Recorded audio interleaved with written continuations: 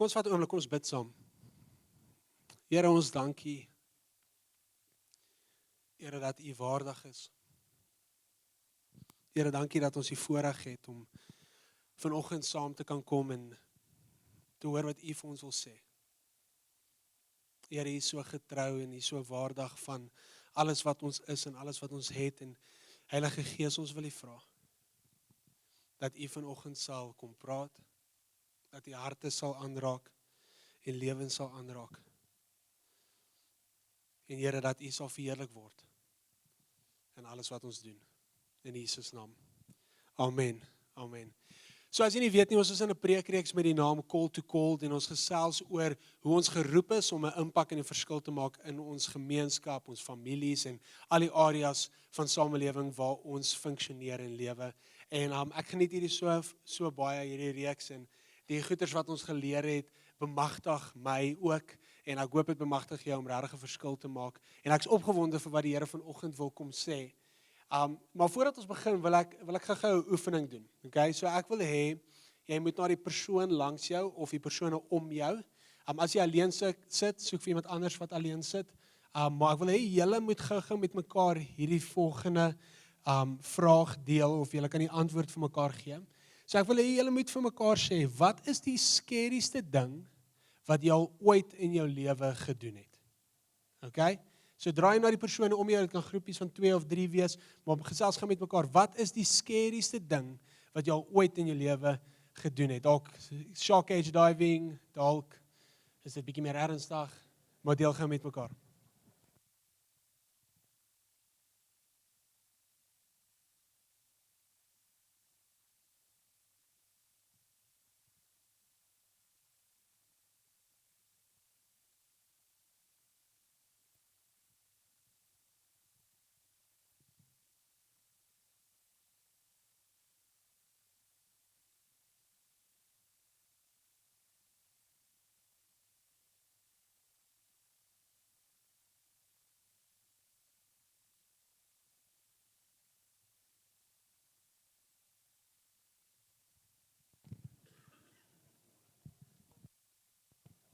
Kom ek sien, wie van julle het al geskydive?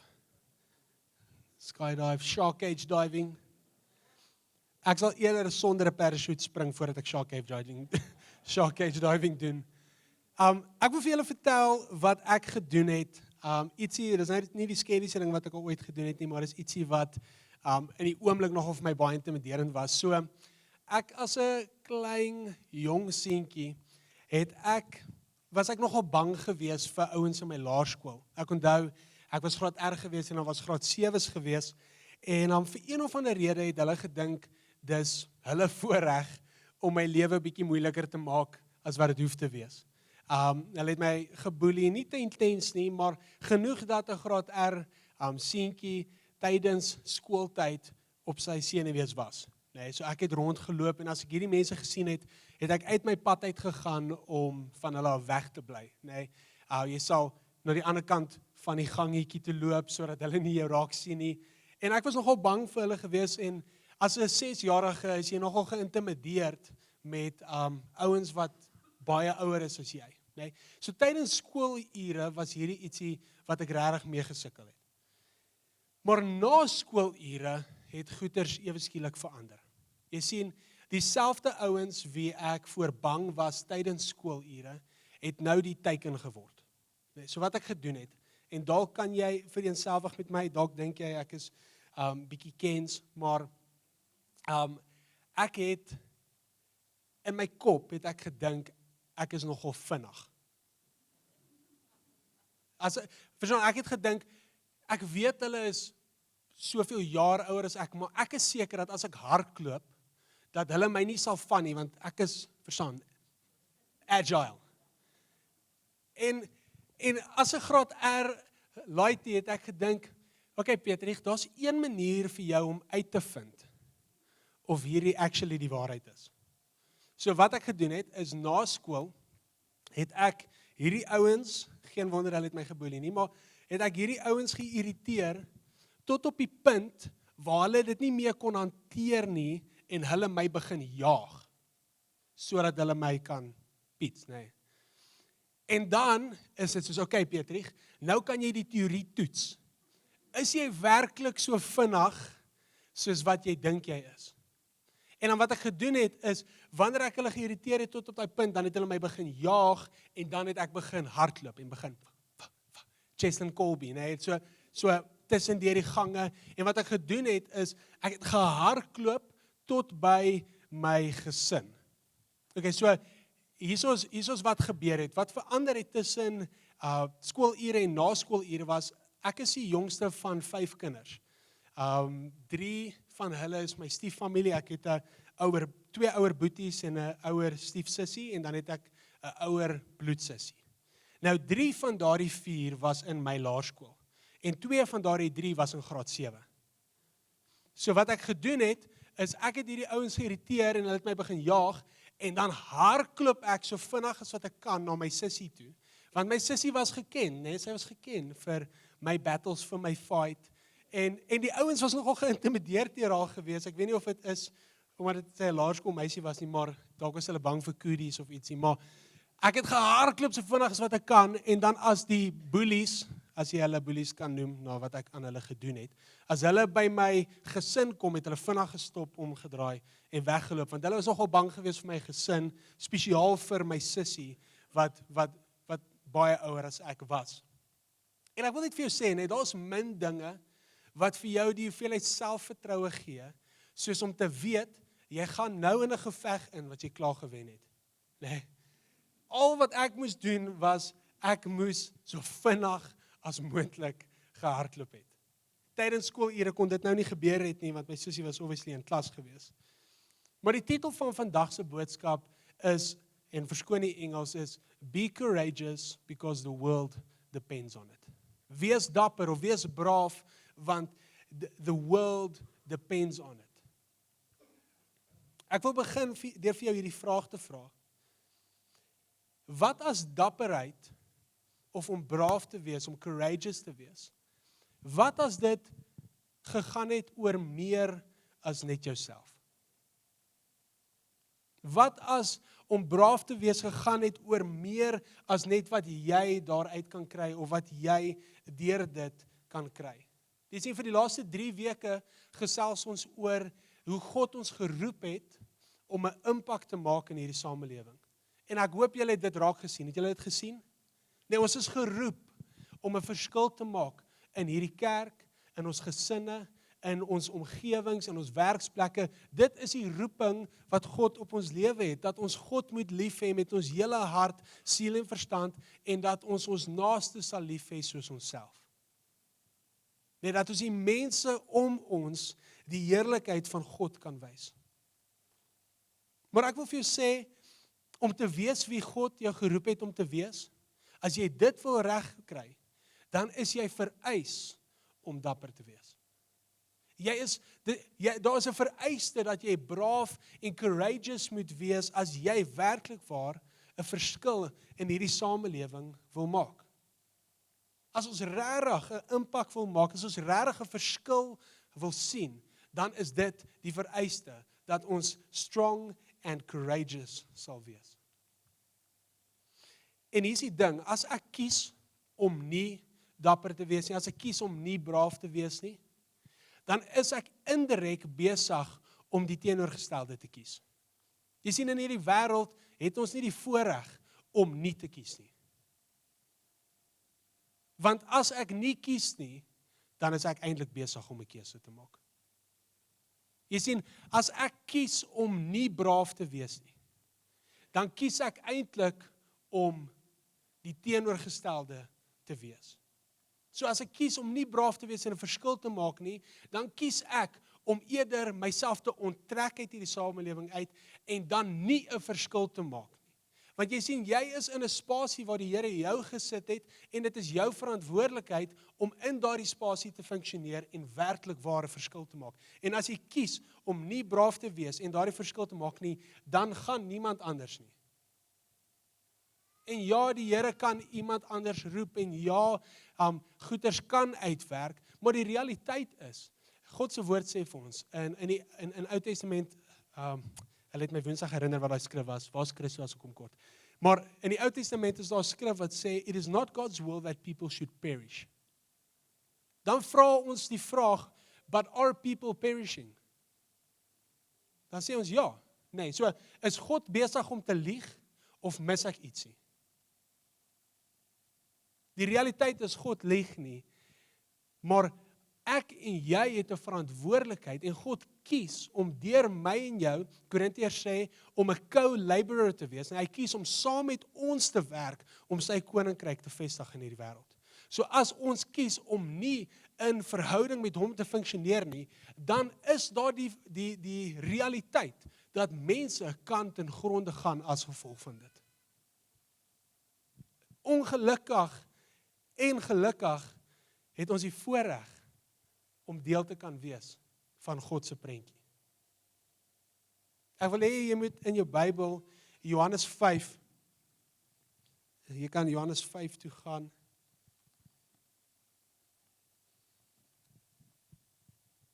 En ons gaan lees, ek lees hierso uit die 33-53 vertaling.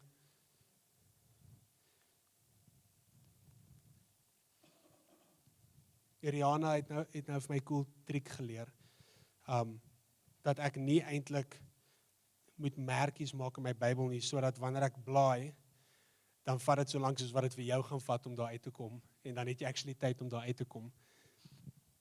So Johannes 5 vanaf vers 1, genesing van die siek man in Bethesda. Hierna was daar 'n fees van die Jode, en Jesus het opgegaan na Jerusalem.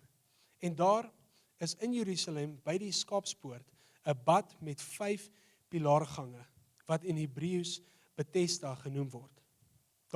Daarin het 'n groot menigte siekes gelê, blindes en krepeles en lammes, wat op die roering van die water gewag het. Want 'n engel het op bepaalde tye in die bad neergedaal en die water geroer. Die een wat dan die eerste ingaan na die roering van die water het gesond geword, aan watter siekte hy ook al gely het. En 'n sekere man was daar, wat 38 jaar aan sy siekte gely het. Toe Jesus hom sien lê, terwyl hy geweet het, dat hy al 'n lang tyd siek was, sê hy vir hom, wil jy gesond word? Die sieke antwoord hom, Here, ek het niemand om my in die bad te sit, as die water geroer word nie.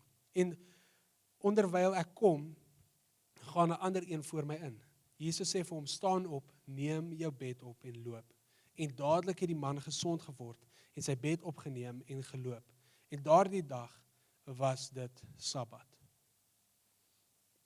Nou, ek wil hê jy moet vir 'n oomblik jouself net indink in wat hierdie man beleef het. Jy sien wat gebeur het, as jy dit gemis het, is daar op bepaalde tye was hulle om hierdie poel gewees, en 'n engel het ingekom en hy het die water geroer, en dan die eerste een wat in die water gekom het, was genees gewees. En nou lê hierso hierdie man, en jy kan imagine die hoeveelheid ouens wat om hom lê, en vrouens wat om hom lê, en hy lê daarso vir 38 jaar. Hy lê daarso langer as wat ek lewe.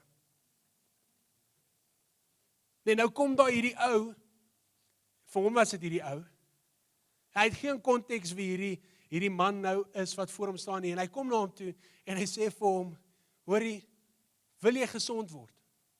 En ek kan net imagine, hy het daar gelê soos, verstaan, soos, Here, obviously, dis hoekom ek hierso lê. En hy kom dadelik met hierdie verskoning, hy sê, Here, as die water geroer word, nie Here nie, hy het nou met hom gepraat as 'n man, nee. As die water geroer word, dan is daar niemand wat my kan help om in die water in te kom nie. En Jesus kyk na hom en sê vir hom, staan op, neem jou mat op en loop. Nou dink net die hoeveelheid courage, die hoeveelheid braafheid wat hierdie man nodig gehad het, die hoeveelheid geloof wat hy nodig gehad het, om na 38, nadat hierdie random ou met hom praat, dat hy die geloof het en die courage het om op te staan en eintlik te loop. Jy sien, ek is oortuig daarvan, dat Jesus hom kon genees het, maar as hy gekies het om aan te hou lê, sou hy nooit werklik gesond word nie. Jy sien, daar was 'n aksie wat vereis was van hom. Nee, daar's 'n aksie wat moes gebeur het. Jesus sê vir hom, staan op en loop. En die realiteit is, as ek en jy 'n verskil wil sien, as ons daardie deurbraak wil sien waarvoor ons wag, dan is die vereiste dat ek en jy iets moet verander. En Jesus sê vir hom, staan op, en hy reageer met courage, met dapperheid, en hy staan op in geloof, en ewe skielik is hy gesond. Maar wat hierdie storie so spesiaal maak, is dat nie net hierdie man was genees nie. Nie net was hy genees gewees nie, maar almal om hom het gesien wat met hom gebeur het. En die feit dat hy geloof gehad het, die feit dat hy courageous was, het dit nie net hom beïnvloed nie, maar dit het almal om hom beïnvloed. En wanneer ons praat van be strong and courageous because the world depends on it, dan sê ons, luister, om dapper te wees, gaan nie net oor jou nie. Dit gaan oor almal om jou ook. Vir hulle onthalwe, kies om dapper te wees. Jy sien, om braaf te wees is 'n vereiste as jy verandering nodig het. Ek onthou, toe die Here hierdie skrif vir my gegee het, ek was vir jare ongelukkig in 'n toksiese verhouding gewees, en ek het eintlik geweet dat ek nie in hierdie verhouding moet wees nie, maar ek het gedink, ag, vir haar onthalwe, ek wil haar nie seer maak nie, so kom ons wag dit maar uit, dalk verander iets. En as ek nou moet terugkyk, dink ek neem myself kwaadlik dat ek nie vroeër die besluit geneem het nie, want die hoeveelheid pyn wat ek veroorsaak het, toe ek uiteindelik die besluit gemaak het, was baie erger as wat dit sou gewees het. Maar ek onthou, ek was moedeloos gewees, en ek het 'n Bybelstudie gedoen, en die Here het hierdie skrif vir my gegee, en hy het gesê, Petrich, neem jou mat op en loop. As jy nie gaan kies om braaf te wees en actually 'n verandering te maak nie, dan gaan dit nie verander nie. Jy sien, ek dink baie keer is ons in hierdie posisie waar ons voel, Here, U moet net alles namens my doen. En partykeer kom hy, en partykeer doen hy die ongelooflike wonderwerke wat net hy kan doen. Maar partykeer wil hy vir jou leer in die proses. Nee, Romeine wat sê, He makes all things work together for the good of those who love Him and are called to His purposes. Nee, God kan selfs 'n slegte situasie vat, wat hy nie noodwendig gebring het nie, maar hy is so goed, dat hy dit kan omkeer vir sy heerlikheid. Maar in die proses is daar 'n verwagting van my en vir jou om te verander. En ek voel as mense wat dit moet hoor. Jy's moedeloos. Jy's moeg. En dalk begin jy frustreerd word van, Here, hoekom verander hierdie goed net nie? En die Here sê, luister, as jy wil verandering hê, dan moet jy verander. Maar jy hoef dit nie te doen sonder my nie, want ek is met jou. Hierdie ou het gekies om op te staan en te loop. Jy sien, braafheid kan nie geskei word van geloof nie. Ons het geloof nodig om braaf te wees, en ons moet braaf wees sodat die geloof tot 'n realiteit kan word. Die Bybel sê, nee, geloof sonder werke is dood. Nee, daar's iets wat ek en jy moet doen. Jy sien dit in hierdie verlamde man. Hy het gereageer deur op te staan en te loop. Jy sien dit in Petrus. Nee, Jesus roep hom. En hy het die geloof dat as dit Jesus is, dat hy sal loop op die water. Maar hy was ook braaf genoeg om daai stap uit die boot uit te vat. Jy sien dit selfs in die lewe van Jesus. Jesus was braaf gewees om gekruisig te word en dood te gaan. Maar hy het ook die geloof gehad om te weet dat 3 dae later gaan hy opstaan. Toe Jesus voor die graf van Lazarus gestaan het. Imagine Jesus staan voor hierdie dooie man se graf. En almal treur om hom. En Jesus roep uit, Lazarus, kom uit. Die hoeveelheid geloof wat hy in daardie oomblik gehad het, en hoe braaf hy moes wees om te weet, ten spyte van die seer wat rondom my plaas te vind, sal ek in geloof uittreë, en ek sal braaf wees, en ek sal die verklaring maak oor Lazarus se lewe. Daar's 'n vereiste van jou en my. Dapperheid het nie die vermoë om net jou te verander nie, maar ook die mense om jou. En as jy dink, okay, cool Patrick, hier is nou lekker Bybelse beginsels, hierdie is ietsie wat vandag gebeur. Ek praat gister met my pa, en hy vertel vir my 'n storie, toe hy en my ma getrou het, voordat hulle getrou het, toe hulle begin date het my ma se gesin nie regtig van hom gehou nie. Ja, hulle het verlang nie van hom gehou nie. En my ma was net soos, okay, well, jy weet, julle moet nou maar. En hulle het eventually toe getrou, en almal het toe lief vir hom geword, behalwe een, my oom. En my ma se broer, hy het nie van my pa gehou nie, en hulle het klomp goeie saam gedoen, en my pa het altyd probeer connect met hom, maar daar was altyd verwerping. Daar was altyd goed wat gebeur het, waar hy eintlik vir my pa gesê het, hoorie, ek wil nie regtig iets met jou te doen hê nie. En jy sien, toe my ma dood gegaan het, toe het hy nie meer rede om eers te probeer nie. So die verwerping wat my pa ervaar het, was nogal rof geweest. Alhoewel hy nooit direk gesê het, hoorie, ek soek jou nie in my lewe nie, het alles wat hy gedoen het, na dit toe aangedui. En my pa sukkel met hierdie, hy sit met 'n swaar hart, en hy ervaar hoe die Here vir hom sê, wees net lief. Hou aan om vergewe, hou aan om lief hê, hou aan probeer met hom in verhouding staan, dit is waarna toe ek jou geroep het. En ten spyte van al daardie seer, ten spyte van al daardie verwerping wat my pa ervaar het, het hy gekies om hom aan te hou lief hê. Fast forward 'n paar jaar, hier is nou so 'n jaar of wat terug, bietjie meer as 'n paar jaar terug. Maar bel my oom my pa. Hy sê vir hom, sorry, hy het altyd gesê, sorry. Hy sê, ek het nodig dat jy na my toe kom. En my pa ry uit op 'n plaas, en hulle gaan sit daar so langs die landerye. En 'n oom wat nooit gepraat het, en nooit my pa aanvaar het nie, sê vir hom, hoorie so ek het nodig om my saak met die Here reg te maak.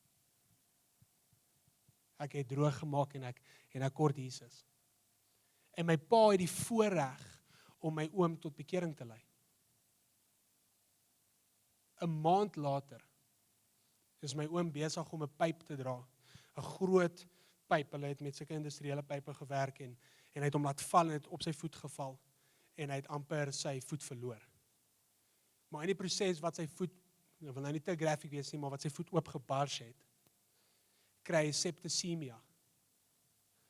En binne 'n maand sterf hy.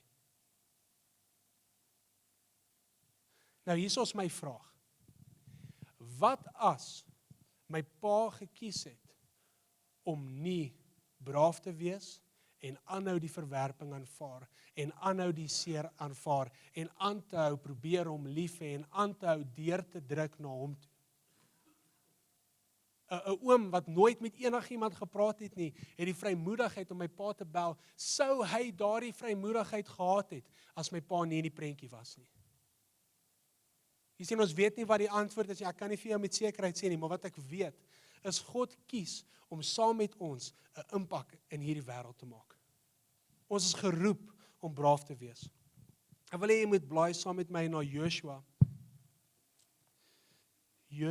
1.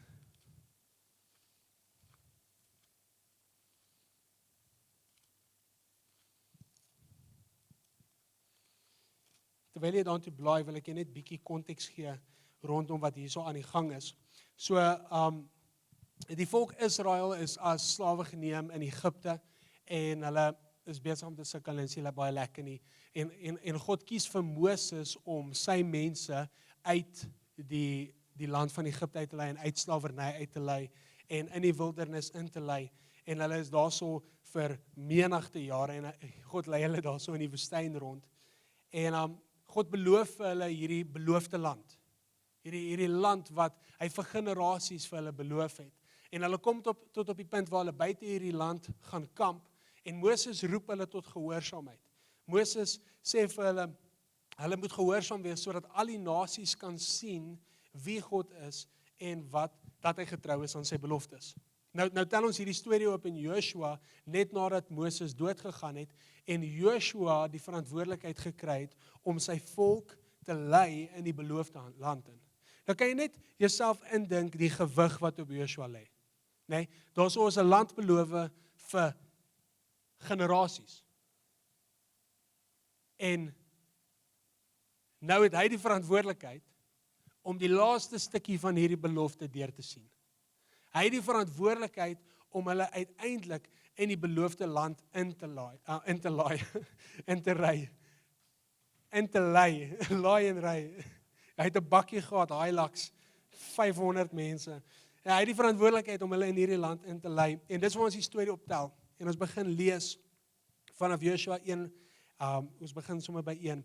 En na die dood van Moses, die knegt van die Here, het die Here met Joshua, die seun van Nun, die dienaar van Moses, gespreek en gesê: My knegt Moses is dood.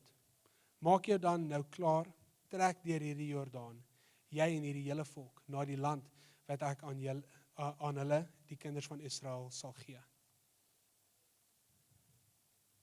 Elke plek waar julle voetsool op sal trap, dit gee ek aan julle, soos ek met Moses gespreek het. Van die woestyn en hierdie Libanon af tot by die groot rivier, die Eufraat rivier, die hele land van die Here en tot by die groot see in die weste sal julle grondgebied wees. Niemand sal voor jou stand hou al die dae van jou lewe nie. Soos ek met Moses gewees het, sal ek met jou wees. Ek sal jou nie begewe en jou nie verlaat nie. Wees sterk en volmoed, want jy sal hierdie volk die land laat erwe, wat ek hulle vaders met 'n eed beloof het om aan hulle te gee. So Jesus kom en ons sien, of God kom en hy leer vir ons hierdie beginsel. Ons sien dat dapperheid, hy sê vir hom, wees sterk en wees volmoed. En hy kom leer ons, luister, om braaf te wees, is nie 'n gevoel nie. Dis 'n keuse. Dis 'n keuse om te sê, ek sal braaf wees, ek sal courage hê en ek sal doen wat God my geroep het om te doen. Ek sal gehoorsaam wees aan God se woord. Dapperheid is nie 'n gevoel nie. Jy sien, vrees sê, wat as ek misluk? Maar geloof sê, al sou ek misluk, weet ek God is met my. En daarom sal ek in geloof uittreë en ek sal doen wat God my geroep het om te doen, want ek weet wie met my is. Jy sien, baie van ons wil te veel van wie ons is en wat ons doen baseer op dit wat ons voel. En om te voel is amazing. Nee, dis lekker om gelukkig te wees. Dis baie keer minder lekker om nie gelukkig te wees nie. Nee, dis al hierdie awesome goeders wat goed is. Maar wat die fout wat ons maak is, ons wil hê gevoelens moet ons leiers wees.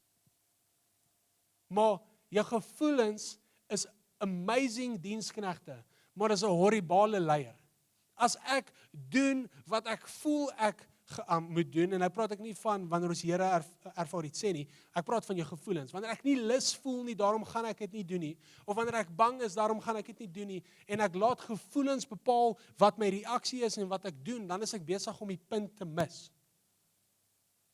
Ons het die verantwoordelikheid om 'n keuse te maak en te sê, ek kies nou om te vergewe. Ek kies nou om lief te hê. Ek kies nou om daardie moeilike gesprek te hê. Ek kies nou om in geloof uit te stap. Ek kies nou om daai gesprek te hê wat dalk ongemaklik is of nie lekker is nie, en ek kies om dit te doen, want om braaf te wees, om daardie besluit te neem, is nie 'n gevoel nie, dit is 'n keuse. En dan wanneer ek in geloof uittreë, dan gee God vir my wat nodig is om te doen waarna hy my geroep het om te doen. En baie keer wil ons soveel goeders, net 'n side note, nee, baie keer wil ons soveel goeders baseer op wat ons gevoel. Byvoorbeeld, vergifnis. Ons wil vergifnis baseer op wat my hart vir my sê. Nee, my hart sê vir my, hoe kan ek hom of haar vergewe, want hulle het hierdie en hierdie gedoen. Maar vergifnis is nie 'n gevoel besluit nie, dit is 'n intellektuele besluit. Wat bedoel ek? Wat ek bedoel is dat vergifnis is om te sê, ek vergewe nie gebaseer op wat ek voel nie, maar op die bewustheid van wat Christus vir my gedoen het. En om te vergewe is 'n intellektuele besluit wat ek neem, want God het my vergewe, daarom sal ek vergewe, en deur te vergewe keer ek nie goed wat gebeur het nie, maar dit gaan nie oor daardie persoon nie, dit gaan oor my. Dis 'n intellektuele besluit wat ek neem, en wanneer ons in gehoorsaam uittree, het ons nodig om in geloof uit te tree, en te sê, Here, hierdie is wat ek ervaar, U sê, daarom sal ek braaf wees, en ek sal doen wat U vir my sê. Amen. Ons stel die storie verder op, by watse vers was ek? Is 'n grondgebied. Ja, okay, 6, nee. Wees sterk en vol moed, want jy sal hierdie volk die land laat erwe, wat ek hulle vaders met 'n eed beloof het, om aan hulle te gee. Wees net baie sterk en vol moed. Dink jy die Here wil hê jy moet sterk en vol moed wees? Om 'n nougeset te handel volgens die hele wet van Moses, my knegt jou beveel het. Wyk daarvan nie regs of links nie, sodat jy met goeie gevolg kan handel, oral waar jy mag gaan. Hierdie wetboek mag nie, luister, hierdie wetboek mag nie uit jou mond wyk nie, maar bepeins dit dag en nag, sodat jou nougeset kan handel volgens alles wat daarin geskrywe staan. Want dan sal jy in jou weë voorspoedig wees, en dan sal jy met goeie gevolg handel. Hy sê, hierdie wetboek mag nie uit jou mond wyk nie, maar bepeins dit dag en nag. Dink aan sy woord dag en nag. Wees bewus van wie God is en wat hy sê oor hom en oor jou.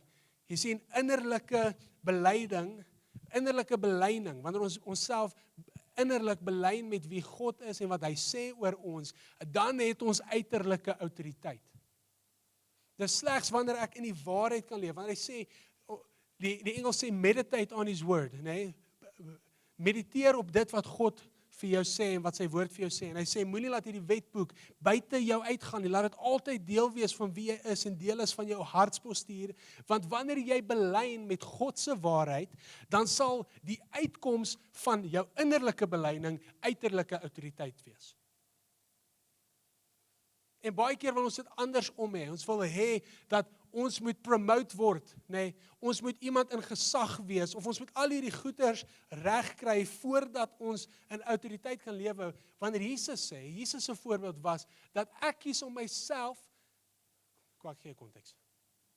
Jesus op die punt waar hy gekruisig gaan word. En die Bybel sê dat Jesus het geweet wie hom gaan kruisig. En Johannes sê dit eintlik dat Jesus die volle vermoë gehad het om dit te stop. En Jesus is op hierdie punt waar hy weet, en ek kan net imagine, daar was 'n bietjie 'n awkward oomblik om die tafel met die disippels.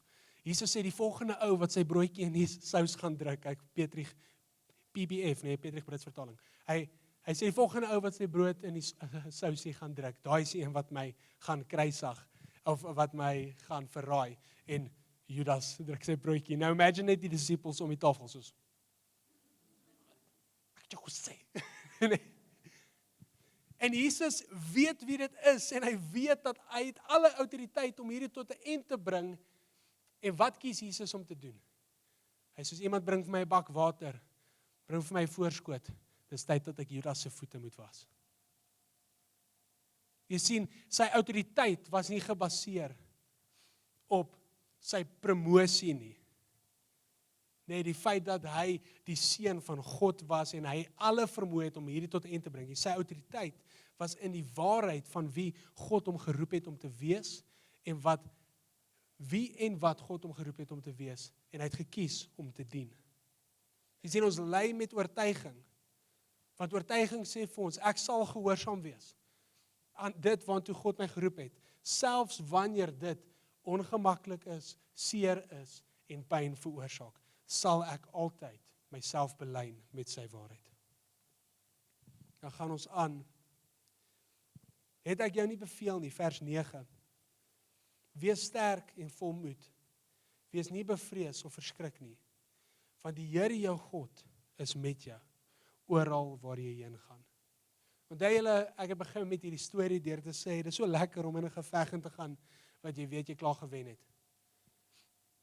Jy sien, ons oorwinning is nie gebaseer op dit wat ons reg kry nie. Dit is gebaseer op die wete van wie met ons is. Toe ek gehardloop het, want ek het geweet my sussie wag vir my. Nee, so sê God vir jou. Ek het jou geroep om 'n verskil in jou gesin, in jou familie, in jou werksplek, in die omgewings waar jy funksioneer. Ek het jou geroep om 'n verskil te maak daarso. Maar moenie bang wees nie, want ek is met jou. Moenie bang wees nie, want die een wat klaar die geveg oorwin het, is met jou. Hierso, vers 9 sê, wees nie bevrees of verskrik nie, want die Here, jou God, is met jou oral waar jy heen gaan. Al is jy in daai meeting met daardie persoon wat baie meer autoriteit as jy het in 'n sekulêre konteks, of al is jy in 'n gesprek met 'n persoon waar jy weet, jy sê as ek nou gaan braaf wees, weet ek wat die nagevolge van hierdie kan wees, sê God vir jou. As ek jou geroep het, as ek jou beveel het, dan is ek met jou. Jou selfvertroue, jou braafheid, is nie gebaseer op wat jy bereik het nie. Dit is gebaseer op wie in jou is en sy teenwoordigheid. Nou ek weet nie wat jy op hierdie oomblik in die gesig staar nie. Ek weet nie wat jy op hierdie oomblik deurgaan nie. Maar een ding wat ek weet is, soos in die week so wat ek voorberei het, ek regtig ervaar hoe die Here vir my hierdie sê. Dat ek vir jou moet sê, wees sterk en dapper. Moenie bang wees nie. Hou moed. Moenie opgee nie. Want God is met jou. Dalk is daar, soos wat ek praat, is daar hierdie gesprek wat jy aan dink, 'n gesprek wat jy nodig het om te hê. Dalk is daar vergifnis wat moet plaasvind. Dalk is daar 'n situasie waar jy nodig het om verskoning te vra. Of dalk is jy besig om deur 'n transisie te gaan, deur 'n nuwe season in te gaan, en jy het hierdie verandering wat jy moet bring om te belyn met God se waarheid. Wat ook al dit is wat deur jy gaan, wees sterk en wees vol moed, want God is met jou.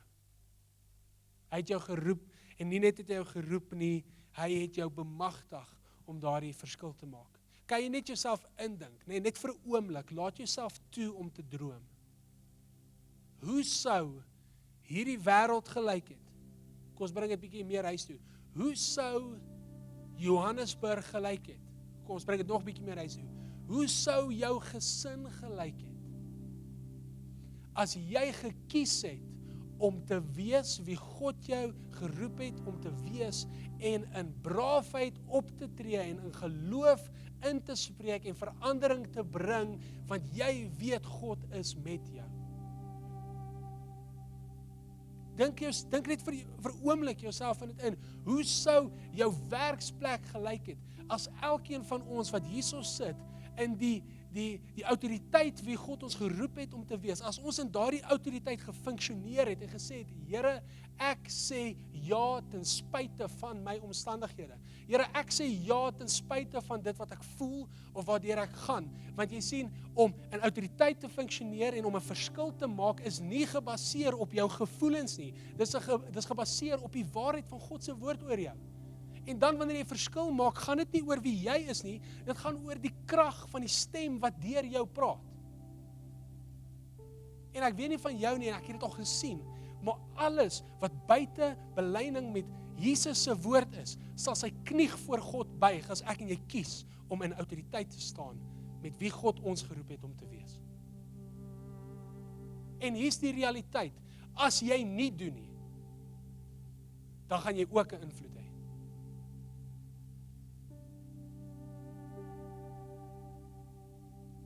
As jy nie doen nie, gaan jy ook 'n verskil maak.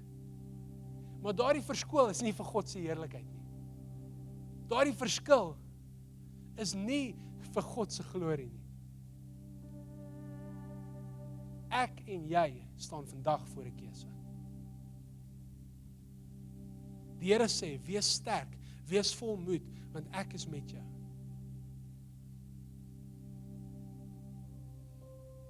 En ek en jy die voorreg, luister, dis 'n voorreg, dat die God wat die wêreld geskape het, genoeg in jou glo, dat hy sy koninkryk, sy vestiging, in jou werksplek, sal dit afhang van jou.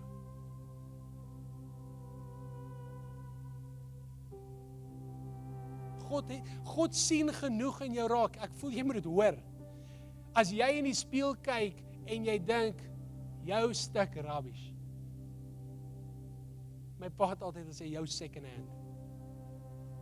As jy in die spieël kyk en dit is wat jy sien, dan het jy nodig om met God te praat, want wanneer jy met hom praat, sal hy nooit so oor jou praat nie. Wanneer ek in intimiteit met die Here funksioneer, wanneer hy my eerste prioriteit is, om hom lief te hê, en deur hom lief gehet te wees, dan sal ek nooit praat met myself soos wat ek nou doen nie. En wanneer jy jouself sleg sê, en wanneer jy jouself verneder, en wanneer jy op jouself neerkyk, vra vir jou die vraag, as ek Jesus was, sou ek so met myself gepraat het? En ek dink ons almal kan baie duidelik sê, die antwoord is nee. En ek ervaar in my hart regtig, hoe die Here kom en hy sê vir ons, luister, ek het julle bemagtig met alles wat julle nodig het, maar daar kom 'n punt wat ons 'n lyn in die sand trek en ons sê, Here, ek sal staan op u woord. Ek sal staan op u woord wat u oor my gespreek het. Ek sal ja sê vir die roeping wat u op my lewe geplaas het.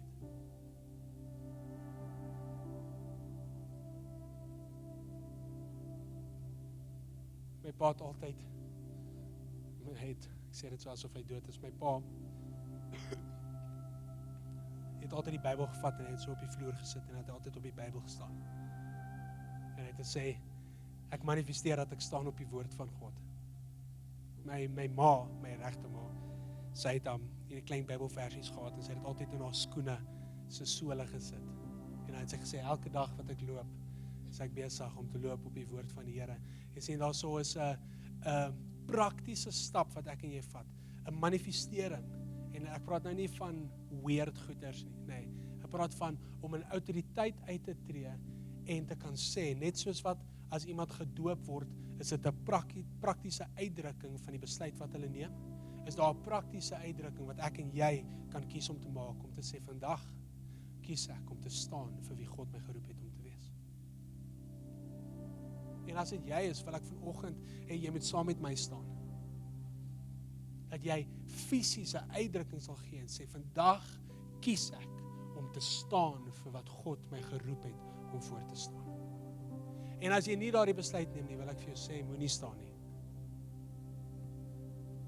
Ons gaan nie op jou neerkyk of jou judge of wat ook al nie. Maar wanneer ons vandag staan, is dit 'n besluit. Waar ons die Heilige Gees sal nooi om ons ongemaklik te maak. Om ons te roep, maar ook om ons te bemagtig. So as dit jy is, wil nie vanoggend saam met my staan nie. Maar ek sê, Here, ek kies om vandag te staan vir wie u my geroep het, vir die roeping wat u op my lewe het. Luister, Doxa Deo Wilgewel is 'n gemeente wat kies om God se heerlikheid te laat seëvier in hierdie wêreld. En dit is geroep om in hierdie gemeente plaas te vind, maar is nie net geroep vir hierdie gemeente nie. Luister, ons is nie 'n holy huddle nie. Hierdie wêreld het nodig om te weet dat Jesus Christus opgestaan het, gesterf het en opgestaan het vir hulle sonde, sodat hulle lewe vir ewig getransformeer sal wees. Johannes sê, by this they will know that you are my disciples, by your love for one another. Jesus sê in Matteus, hy sê, gaan dan heen en maak disippels van alle nasies en weet dat ek met jou is tot die einde van dae.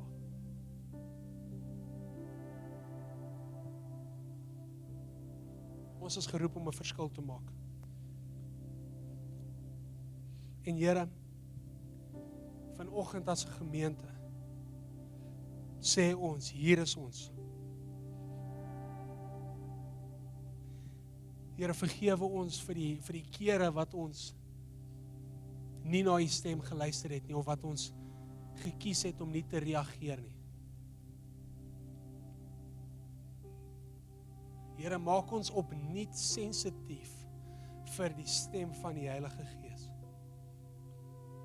Here, en ek kom en ek verklaar en sê, dat Doxery wil gee, elke persoon wat hierso staan, sal sterk sal wees, vol moed sal wees, nie gebaseer op wat ons voel nie, maar gebaseer op die waarheid van wie U is binne in ons, en die realiteit dat U ons geroep het, met 'n spesiale roeping, om 'n verskil in hierdie wêreld te maak. Here, mag oral waar ons loop, elke tree wat ons vat, mag U heerlikheid gevestig word.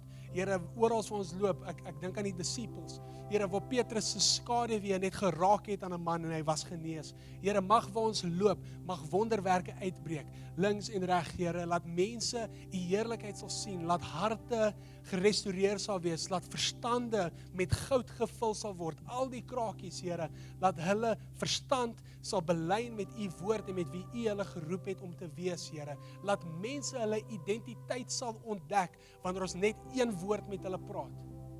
Here, wanneer hulle ons stemme hoor, laat hulle U hoor.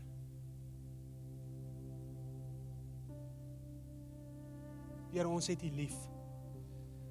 En alles wat ons doen, alles wie ons is, Here, mag dit vloei van die waarheid, dat God met ons is, en dat ons hom lief het. Here, U is die doel. Om U lief te hê, is die rede hoekom ons asemhaal en lewe. En om mense om ons lief te hê, is 'n oorvloeisel van die feit, Here, dat ons kies om intiem met U te wees. En op die einde van die dag, wanneer ons dit reg kry om U lief te hê, wanneer ons dit reg kry dat mense U lief hê, dan sal hulle werklik ontdek wie U is. Ons sal werklik ontdek wie ons is en wat U van ons sê. En my hele lewe sal verander as gevolg van dit. En as gemeente verklaar ons hierdie saam en met geloof en dapperheid sê ons saam. Amen. Amen. Amen. Amen. Amen. Jy is welkom om net vir die laaste oomblik jou sitplek in te neem.